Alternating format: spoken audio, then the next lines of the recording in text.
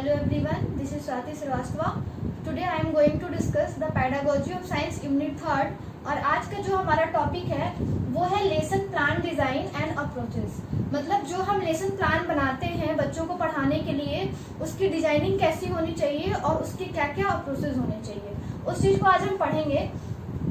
तो दो अप्रोचेस हमारे सामने आता है, एक है सामान्य उद्देश्य मतलब जनरल ऑब्जेक्टिव और दूसरा विशिष्ट उद्देश्य यानी स्पेसिफिक ऑब्जेक्टिव। इन दो चीजों का ध्यान रख करके हम लेसन प्लान को बनाते हैं जो हमें क्लास में पढ़ाना होता है।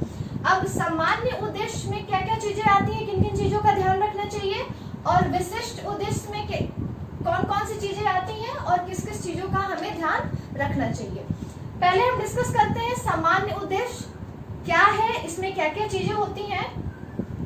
ये हम साइंस की बात कर रहे हैं, विज्ञान की बात कर रहे हैं, तो हमें विज्ञान का ही लेसन प्लान बनाना होगा और बच्चों को पढ़ाना होगा। तो जो समान उद्देश्य है उसमें ये होना चाहिए कि छात्रों को विज्ञान की तकनीकी शब्दावली का ज्ञान कराना। मतलब जो भी हमारा लेसन प्लान हो, हम बच्चों को पढ़ाने जा रहे हैं, तो सबसे पहला उद्देश्य जो जनरल ऑब्जेक्टिव होना चाहिए वो ये होना चाहिए कि बुक में, विज्ञान के सिलेबस में जो भी टेक्निकल वर्ड्स दिए हुए हैं बच्चों को उसके बारे में बताना कि हाँ ये टेक्निकल वर्ड्स है, बच्चों को उससे परिचित कराना। नेक्स्ट, विज्ञान के नियमों तथ्यों का ज्ञान कराना। मतलब जो भी नियम है विज्ञान में, जैसे न्यूटन्स लॉ है, ये सारी जो चीजें हैं उनको बताना कि हाँ ये स्टेटमेंट इनके द्वारा दिया गया है, क्योंकि वो स्टेटमेंट है, बच्चे उसको डायरेक्ट अपने से पढ़ के नहीं समझ पाएंगे, टीचर को उसको बताना पड़ेगा।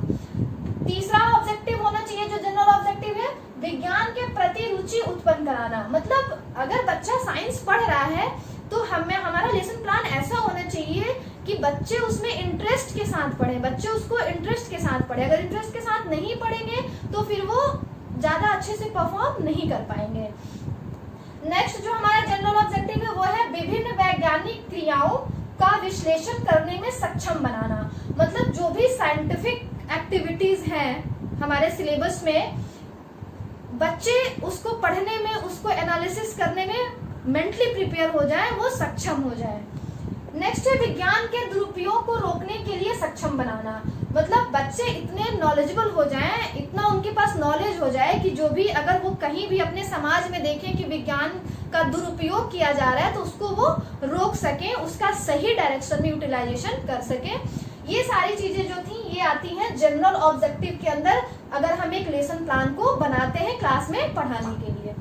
दूसरा ऑब्जेक्टिव जो हमारा है वो है विशिष्ट उद्देश्य, स्पेसिफिक ऑब्जेक्टिव। इसके अंदर तीन चीजें आती हैं।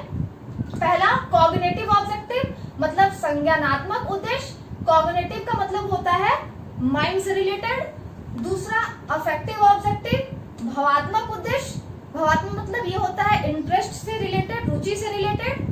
तीसरा साइकोमोटर ऑब्जेक्टिव मतलब क्रियात्मक उद्देश्य, ये रिलेटेड होता है किसी चीज को करने के लिए कितना हम प्रेरित हैं। अब इसको एक एक करके हम डिस्कस करते हैं। कॉग्निटिव ऑब्जेक्टिव में यानी संज्ञानात्मक उद्देश्य में क्या होना चाहिए, इसमें ये होना चाहिए कि अगर हम कोई भी टॉपिक पढ़ा रहे हैं, एग्जाम्पल अगर हम विज्ञान में फोर्स पढ़ा रहे हैं, बल पढ़ा रहे हैं, तो पहला हमारा ऑब्जेक्टिव जो स्पेसिफिक ऑब्जेक्टिव होना चाहिए, जो कॉग्निटिव उद्देश्य होना चाहिए, वो ये होना चाहिए कि क्या बच्चा परिभाषा को परिभाषित करने में सक्षम हो सकेगा। अगर हम उसको पढ़ा रहे हैं, फोर्स पढ़ा रहे हैं, तो क्या बच्चा उसको डिफाइन कर पाएगा, ये चीज हमें देखना चाहिए। दूसरा कि अगर हम फोर्स पढ़ा रहे हैं, एग्जाम्पल अगर हम बल पढ़ा रहे हैं, तो क्या बच्चा उसका एग्जाम्पल दे पाएगा कि नहीं दे पाएगा, वो समर्थ है कि नहीं है। अगर हम भावात्मक उद्देश्य की बात करें तो इसमें प्रकरण से, प्रकरण मतलब टॉपिक होता है, कोई भी टॉपिक, जैसे हमने एग्जाम्पल में बताया बल, अगर हम फोर्स पढ़ा रहे हैं तो प्रकरण से संबंधित जानकारी के प्रति रुचि प्रदर्शित करने में समर्थ हो सकेंगे। मतलब अगर हम बल पढ़ा रहे हैं तो क्या बच्चे उस टॉपिक के प्रति वो इंटरेस्टेड हैं, वो समर्थ हो सकेंगे। अगर हम पढ़ा रहे हैं तो क्या लेसन प्लान हमारा इतना अच्छा होना चाहिए कि हाँ वो इंटरेस्ट दिखाएं, वो अपने आप को टीचर के सामने प्रदर्शित करें कि हाँ हम इंटरेस्टेड हैं। दूसरा, प्रकरण के महत्व को दैनिक जीवन में समझने में सक्षम हो सकेंगे। मतलब अगर हम कोई चीज पढ़ा रहे हैं तो क्या बच्चे, हम इतने अच्छे से पढ़ा रहे हैं कि बच्चे उसको रियल लाइफ से कनेक्ट कर पा रहे हैं, या रियल लाइफ में जो उसका इम्पोर्टेंट है उसको समझ पा रहे हैं। कि हाँ जो फोर्स है, बल है, रियल लाइफ में उसकी क्या इंपॉर्टेंस है, क्या हम किसी वस्तु को, किसी सामान को बिना फोर्स के इधर से उधर कर सकते हैं, क्या इस चीज को बच्चा समझ पाएगा, इस चीज को ध्यान में रखना चाहिए। नेक्स्ट जो है साइकोमोटर ऑब्जेक्टिव, मतलब क्रियात्मक उद्देश्य। इसका मतलब क्या है कि प्रकरण से संबंधित, मतलब जो भी हमारा टॉपिक है उससे संबंधित प्रश्नों को हल करने में सक्षम हो सकेंगे।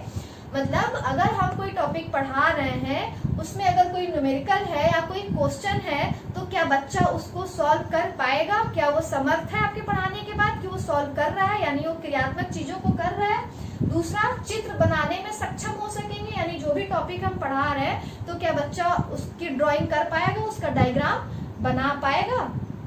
Thank you.